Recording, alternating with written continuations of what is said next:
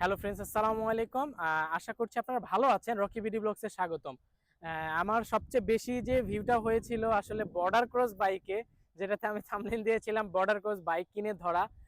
আসলে ওই সময় আসলে বর্ডার ক্রস বাইক আসলে কিছুটা চালানোর একটা স্কোপ ছিল, কারণ বিআরটিএ বলেন বা অন্যান্য গাড়ির কাগজপত্রের ক্ষেত্রে এবং বিশেষ করে ট্রাফিকের ক্ষেত্রে যারা সার্জেন্ট ছিল তাদের অনেকটাই নমনীয় ভাব ছিল এলাকাগুলোতে।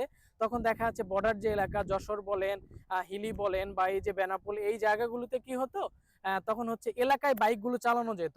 কিন্তু ব্যাপারটা হচ্ছে কি যে এই বাইকগুলো কিন্তু অর্ধেক দামে পাওয়া যায়, যেহেতু বাইকটা বর্ডার ক্রস করলে অনেক কম টাকায় পাওয়া যায়। সো এখন আর কোনো ধরনের স্কোপ নেই। সো বারবার আমাকে প্রশ্ন করেছেন যে ভাইয়া আসলে বর্ডার ক্রস বাইক কিনবো কি কিনবো না।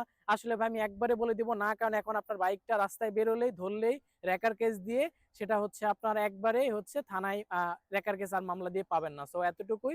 So no border cross bike.